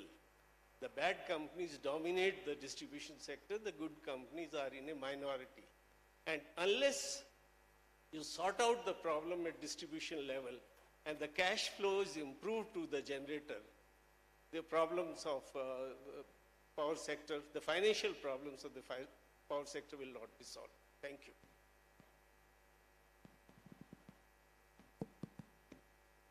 Thank you. I think we will now go to Mr. Garg, since he was dealing with Joint Commission where most of them were union territories. So he may have a different light to throw. You'll have less problem, I think. Yes, thank you, sir. I look at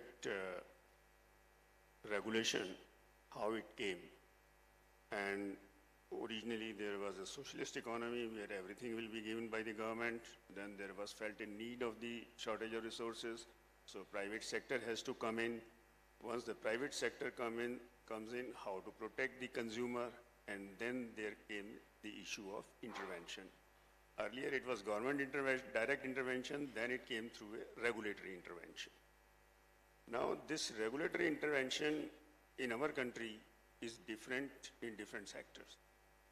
For example, the petroleum sector doesn't have the power to fix the price.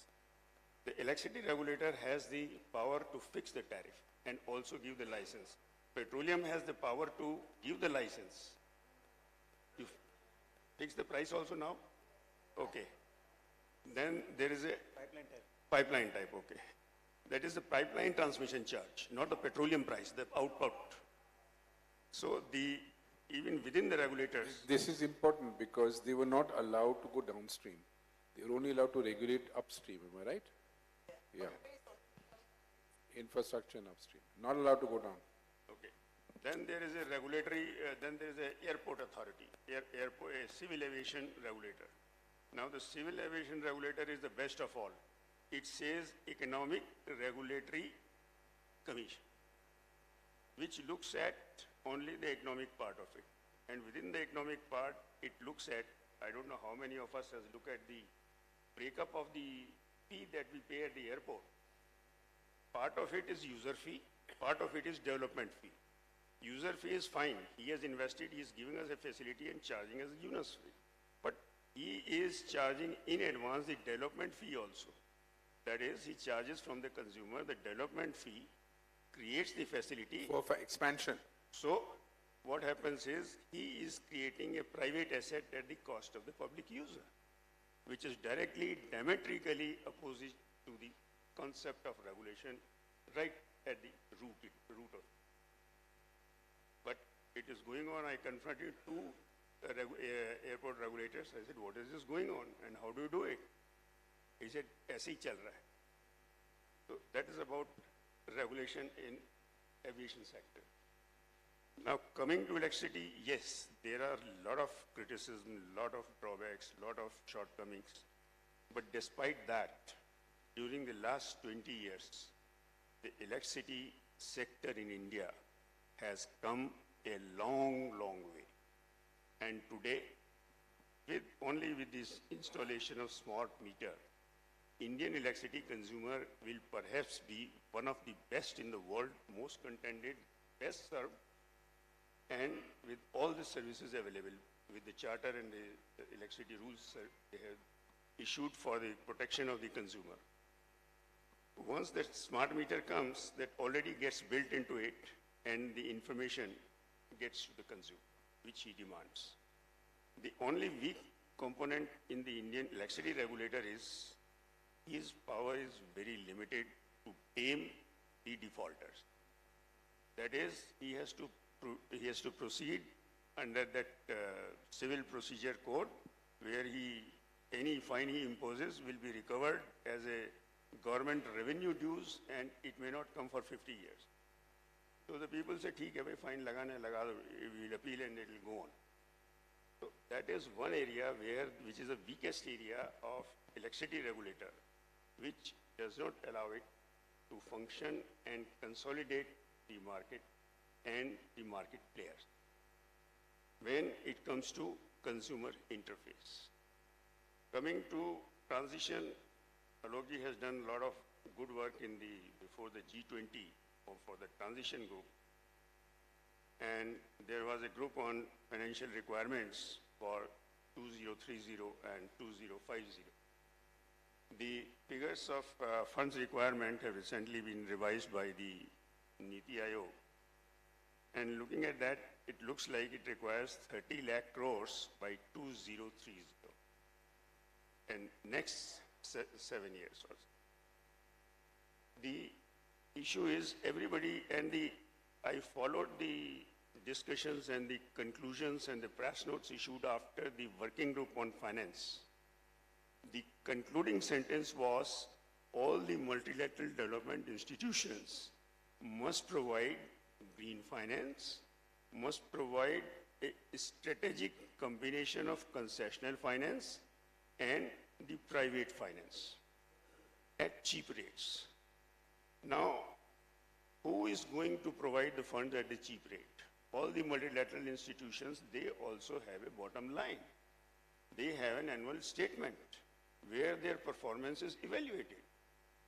And if they reduce the rate of interest, which is in their charter, there will be a hole in the bottom line. Who is going to answer that? There is absolutely no reference to who will do, how and how it needs to be done. Because it is left at that, it may be done and it should be done. Now the question before the House would be, how do we suggest and how do we mobilize and how do we get this mind-boggling figure of 30 lakh crore over a period of 5-6 years? Looking at the capacity of the Indian market, looking at the capacity of the Indian nationalized banks and the bond market. There has been, of late, deepening and widening of the bond market, which has given support to come to the market, to come to this level. But the effort required henceforth is perhaps 4 times what we have done during the last 3 years. Thank you. Thank you. I think we can go on discussing this, but I think I will throw it open to the House for discussing. One of the important things which has emerged from both petroleum and electricity, governments don't like independent regulation as such. That's one thing, because they know all. Issue becomes more complicated in the power sector because it is a center and state, and that is something which has no easy solution. So I think let's hear from the participant what they had to say.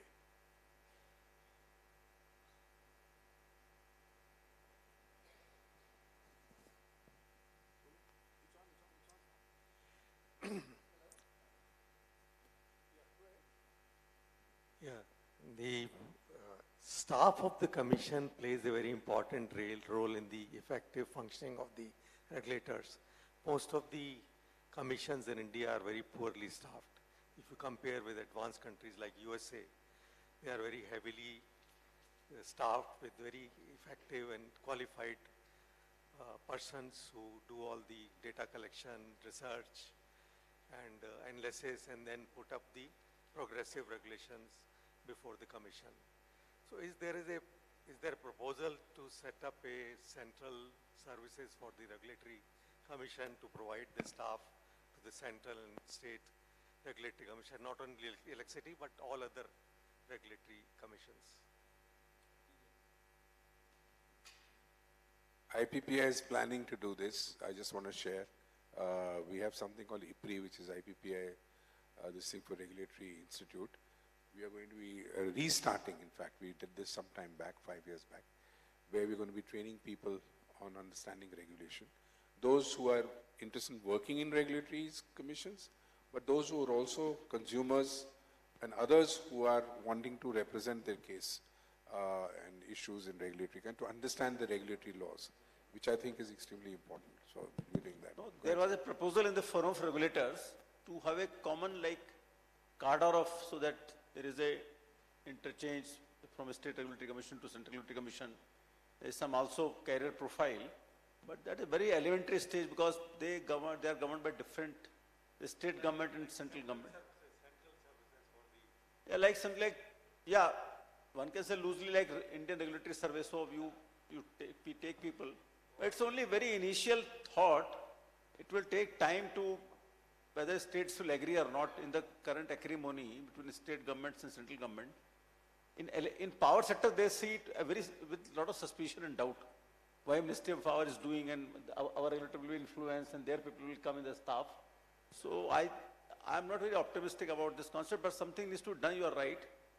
So this basic problem lies in this sanctioning of posts by the government, because there is say governing ministries are still liberal, but when you go to finance ministry, the finance department, they are very, very stingy about sanctioning posts. Because there have been occasions also when you give them powers to create posts, that they will create like 100 posts and then they will go and they will retire, but ultimately from where the salaries will come and all, they will profligacy. But you are very right, there is a need to have a model staffing structure for the state commissions of different size of states or different problems and a quantum of power and all. And there should be model staffing structure should be recommended, and state government should sanction those posts, and those posts should be allowed to fill even from market also, for partly regular post deputation and partly market. So we will have to do something. That point is well made. I'm Srikanth, actually. I'm professor in National Institute of Advanced Studies. I'm raising this question in the background that one of my students has just completed his PhD. In fact, Dr. Bajaj was his examiner, and Professor Sudhamangling was his committee. And the title of the thesis was on electricity distribution sector reforms. So in that context, what basically we had done, the boy had done was that he did a balanced scorecard for 40 general category distribution companies in the country. 40 means these are distribution companies, state-owned companies, not in urban areas and not in hilly or special category states. And very interestingly, what we found is 10 DISCOMs, by integrating the parameters used by PFC, for some reason, what is happening is the PFC uses only financial parameters because it's a finance corporation.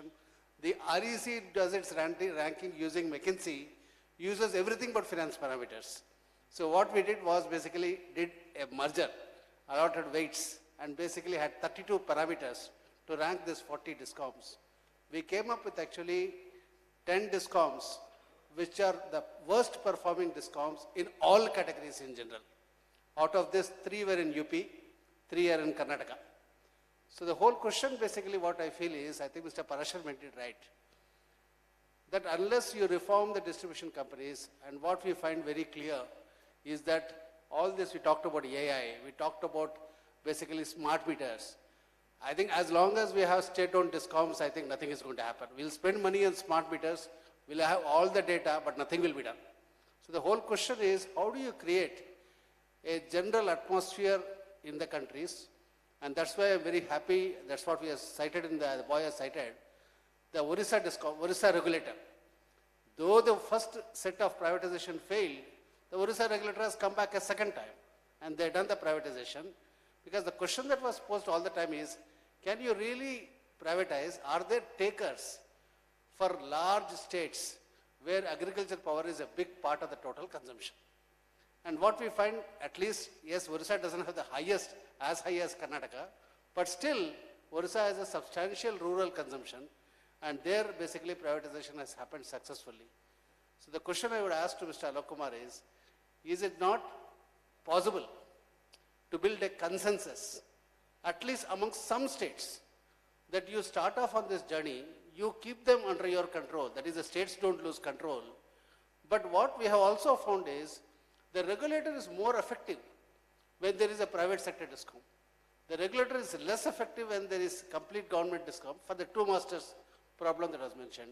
Is it not possible to create at least a few states where this, you have done it in the union territories, but is it not possible to create this consensus, at least in a couple of states, where you could actually say, let us privatize the discounts and let us see how it happens as a pilot. Thanks.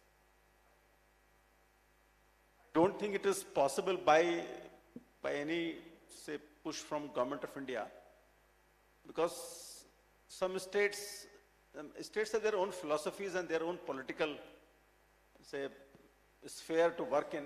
I may sound a little pessimistic, but I'm not very bullish about the prospects of privatization. It will, I have the same, I will have to repeat the same. The consumers will become more demanding, and then state governments will be forced to see that their discounts deliver. Like law and order is a major issue in some states, the state governments are forced to see that it improves. In UP also they have improved.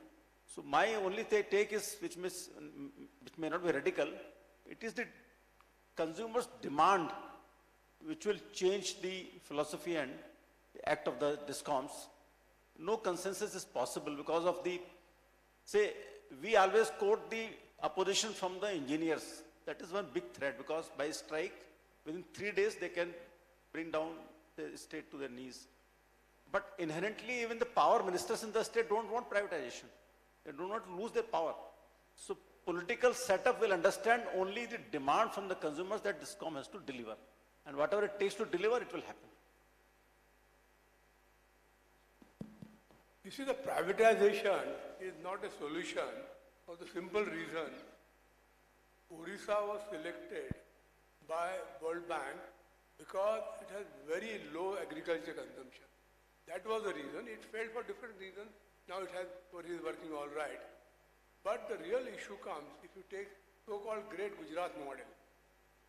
Maharashtra model is not very different. It's similar. It's not only the discuss aspect. But the real issue comes is, if you take the residential consumer, you will find that high-end consumers can cross-subsidize very large number of small consumers. That's not different.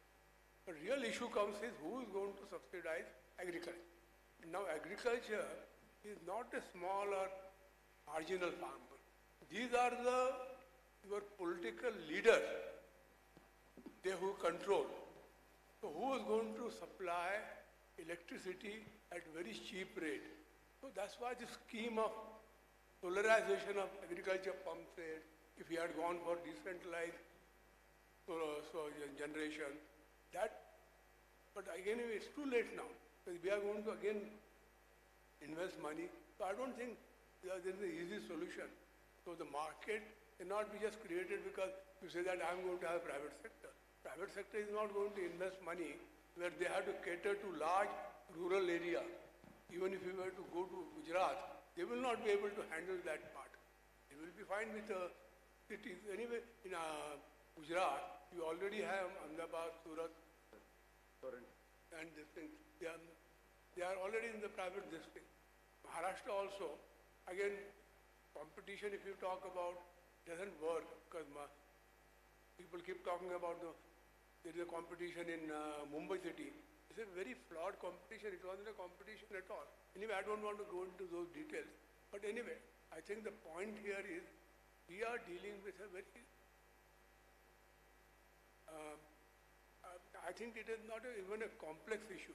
It is one of those issues which is purely political. It has to be addressed at the political level. And there is no point we go on spending hours in seminar and what could be done. We would be finding only band-aid solution. There is no real solution I think we can really. Sir, at the end of this session, can I be a little naughty and ask Alok Kumarji, what is the problem or what was the problem between MOP and CRC in the last 1 year? I'm being a little naughty, of course. The personal chemistries did not meet, so did not match. So it happens in many circumstances, even states also, that two institutions, the people who are manning the institutions, their personal chemistries are not going together. Otherwise, institution-wise, I don't see as, it's not a recurring problem between ministry and CRC, it was because of the personalities. I can say only that. Sir, I was told the Mahabharat ho rahi thi, sir. It was a very major fight. They were not listening to you. Chai pe baat. Okay. I think we should conclude here. Sir, I have a question. Fellow panelist, and we had a very challenging topic. We're going up for I don't think tea. there are easy solutions. Thank you. One last question. All right. One more question. I have one last question to Alok Kumar sir, former Secretary Power. And on the panel itself, some people are batting for the privatization of discoms. I'm Hemant, an assistant engineer coming from BESCOM. Yes, sir. Some panelists are batting for the privatization of discoms and also someone from the audience. Question, can What you is your repeat? question? Sir, regarding the privatization of discoms, sir. The privatization is up to the state government. If they want it, they can do it. There will be some challenges from outside staff. Employees' opposition will come. But state government is not, state governments themselves are inherently not in favor of privatizing the PSUs, or even central government also. It's a difficult thing. You have to give away a power of postings and contracts and all. So it's a complex process. We, as a power sector, we want that discoms, whether it is government or private owned, should be viable. It should pay to the generators. It should be able to attract investment required, and cost recovery to the extent possible should be done. That's all. We should not be fetish about privatization. Thank you. There is a small incident. I was appearing before the Standing Committee on Energy. One of the senior most member asked, "आप क्या करते हैं regulatory commission में?" मैंने कहा, "sir वो tariff fix करते हैं बिजली की." "अरे बिजली की टैरिफ आप फिक्स करते हो तो चीफ मिनिस्टर क्या करेंगे?" हमने कहा, "सर ये तो आपने अपॉइंट किया है कमीशन और इसके मैंडेट में है कि ये टैरिफ फिक्स करेंगे." कहते हैं, "अच्छा." Thank you. Sir, may I give a fantastic round of applause to this lovely panel for their candid remarks. Sir, now we just go right up to the sit out and have tea so that the next two sessions can be in the open air upstairs. Thank you.